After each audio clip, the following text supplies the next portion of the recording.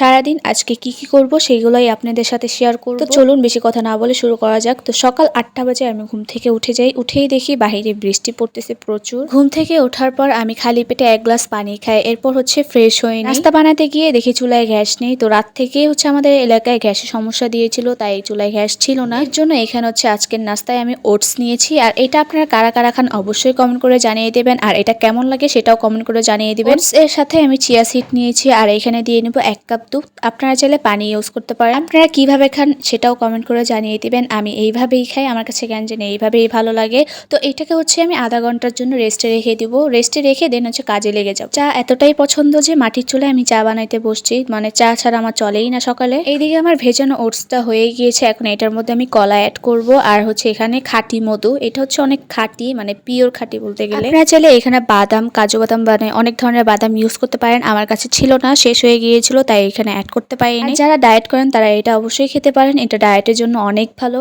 আমার কাছে এটা কেন জানি মোটামুটি ভালো লাগে। তো নাস্তা আমি কমপ্লিট করতে পারি নাই পুরোটা, কারণ আমার ওইটা কেন জানি আজকে ভালো লাগতেছিল না। এরপর হচ্ছে 1 কাপ চা খেয়ে নিয়ে গরম গরম। তো নাস্তা শেষে আমি এখানে বসেছিলাম। তো আমার কোনো কাজ ছিল না, সব কাজ শেষ, তাই বসে বসে হাত দেখতেছিলাম। আর এখানে দেখি আম্মু হচ্ছে মাটির চুলায় খিচুড়ি রান্না করতেছিল। তো খিচুড়ি একটুখানি দেখেই আমার লোভ লেগে গিয়েছিল।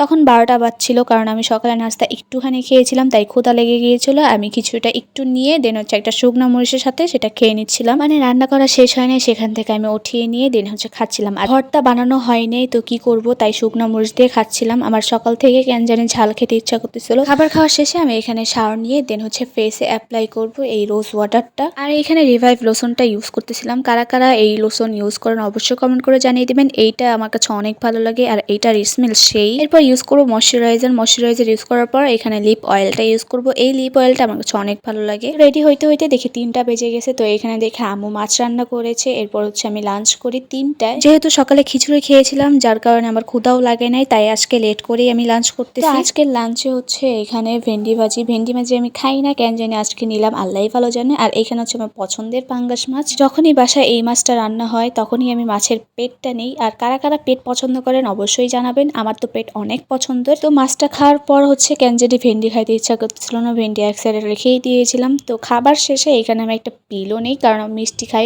খাবার শেষে। এটাকে বলতে গেলে পিলো বিস্কুট বলে। তো এটা আমার কাছে অনেক পছন্দ। এটার ভিতরে চকলেট ছিল, আপনারা দেখেন ভিতরে কতখানি চকলেট ছিল। আমি এক বসাতেই 3-4টা খেয়ে ফেলে, এতটাই মজা। খাবার শেষ করে ভাবছিলাম একটু বাহিরে যাব। তো বাহিরে তাকিয়ে দেখি অনেক বৃষ্টি পড়তেছিল, তো আর যাওয়া হয়নি। তো আজকের ভিডিও এই পর্যন্তই।